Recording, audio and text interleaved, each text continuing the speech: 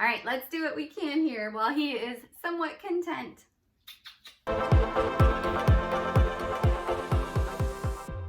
Let's talk about how to be productive with kids. That's the age-old question, isn't it? I'm Amber. I'm a full-time working mom of now 4 young kids. This is my little 3-month-old, and trying to balance being the mom I want to be with all of the demands I have at my job is anything but easy. I wouldn't even call it balance, right? We'll get into that another time. But in this video, I want to share 10 productivity tips that really have made a world of difference for me in hopes that they help you too. These are all things that I have definitely learned the hard way over the years. I by no means claim to have it all figured out, but I'm going to run through these things in reverse order of importance, starting with number 10, working up to number 1, and number 1 is by far the most important, so you don't want to miss it. Number 10, you have to identify your windows of opportunity. When I first had my first son, 9 years ago, 8.5 years ago now, I just assumed that I would keep working as normal and I would just have a beautiful little baby sitting in the background, right? I could take care of him and get my work done. That was definitely naive, and I had my beautiful baby, but I very quickly found out that babies need a lot of time, a lot of attention, and like anything, you can't effectively multitask. I definitely couldn't do my work stuff and get into the mental headspace I needed to be when I was trying to care for my son.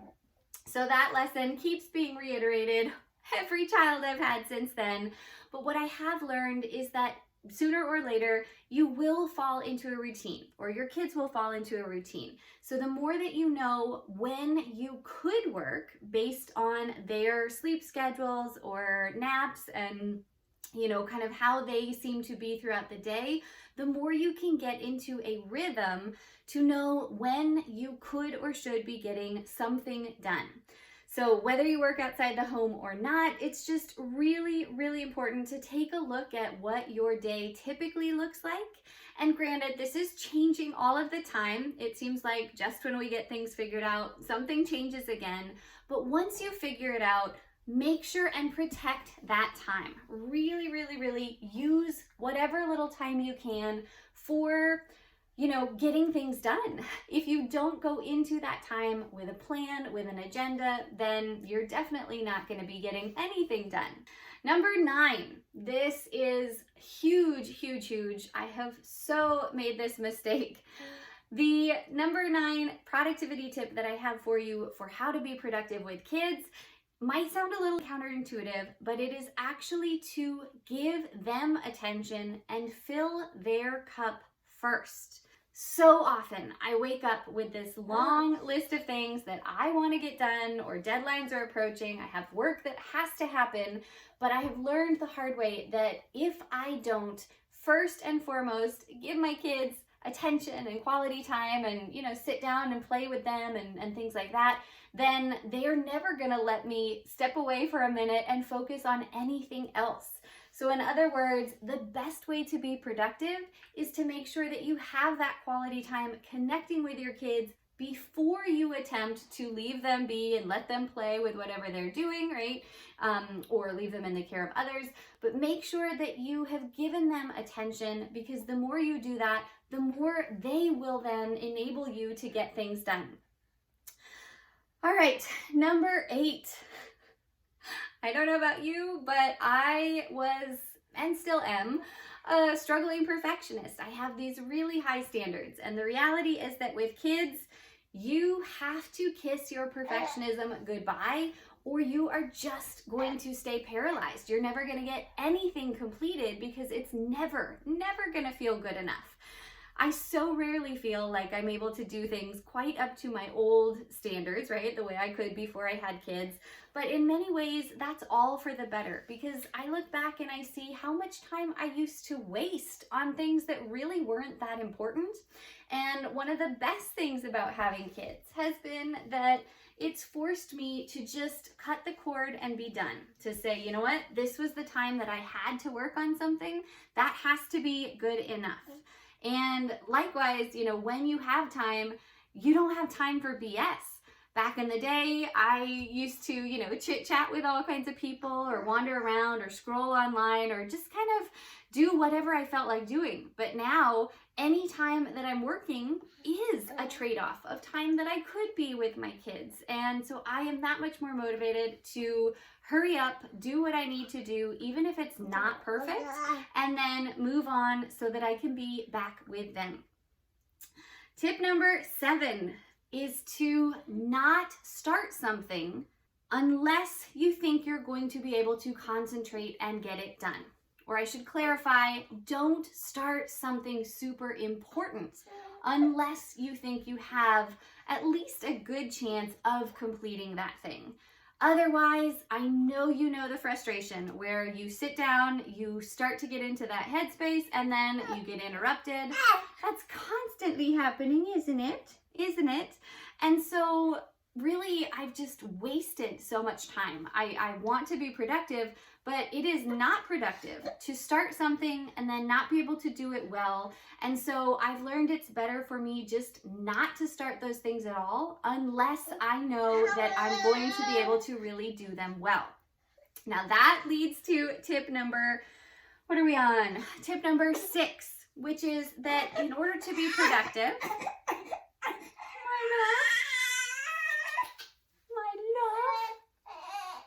this is real life, isn't it?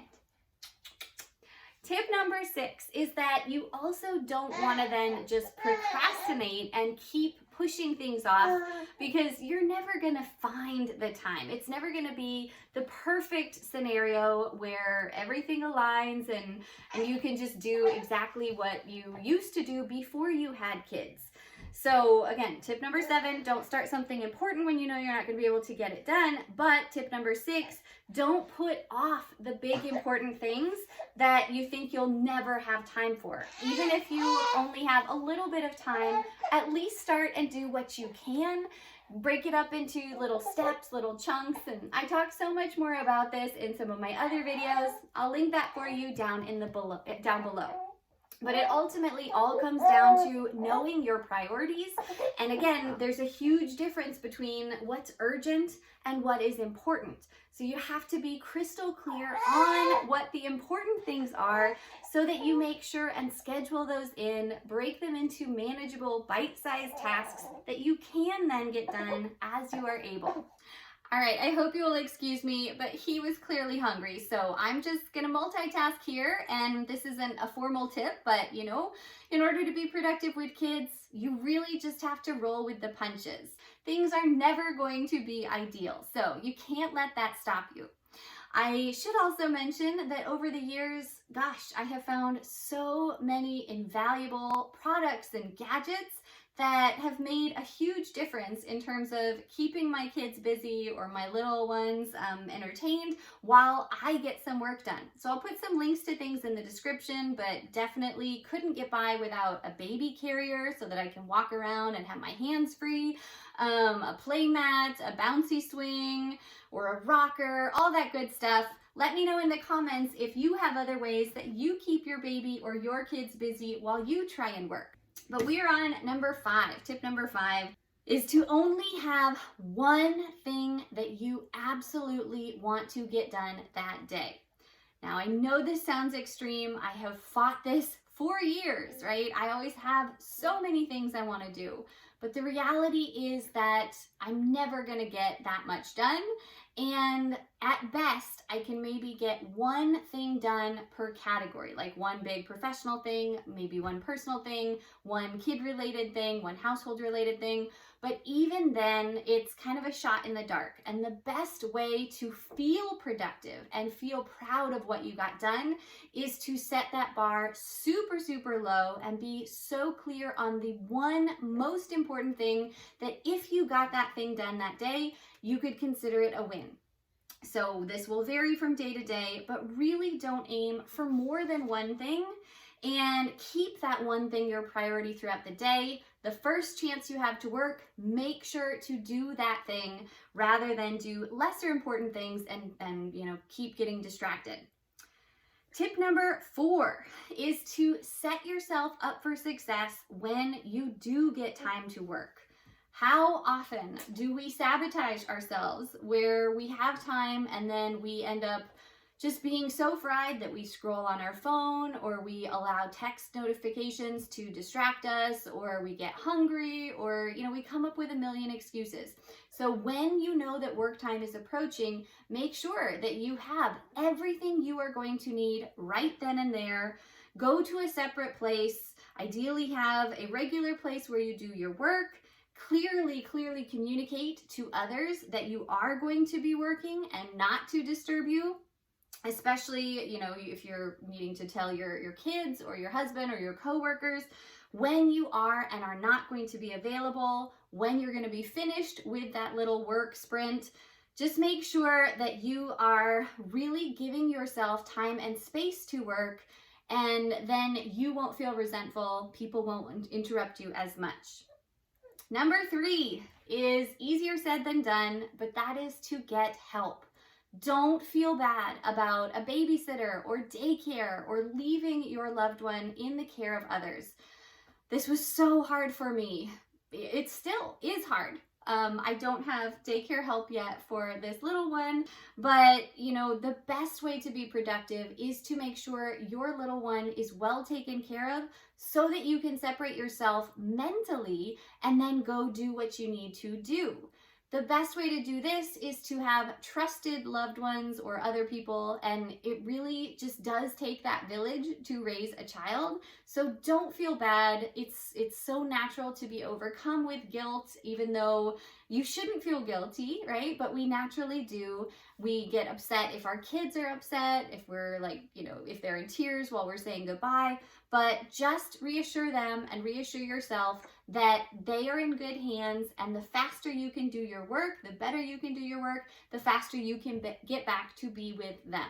Tip number 2 is to lower your expectations. You should expect problems. You should expect distractions. You should expect interruptions, and you should expect that work is going to be a challenge.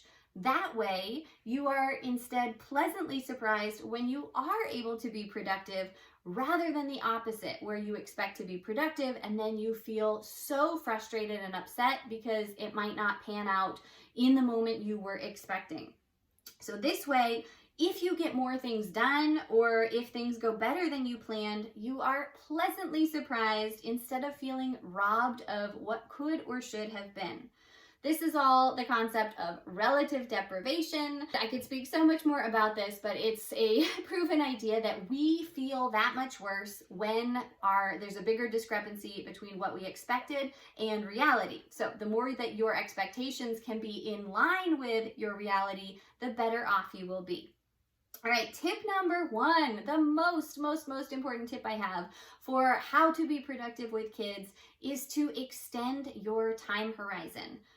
Don't just look at what you are getting done in any one particular day, or even a week, a month, sometimes even a whole season of mom life, right? Can feel like it is thrown off. And I have had so many times where I am just in tears, feeling like I am failing, I'm never going to get it all done.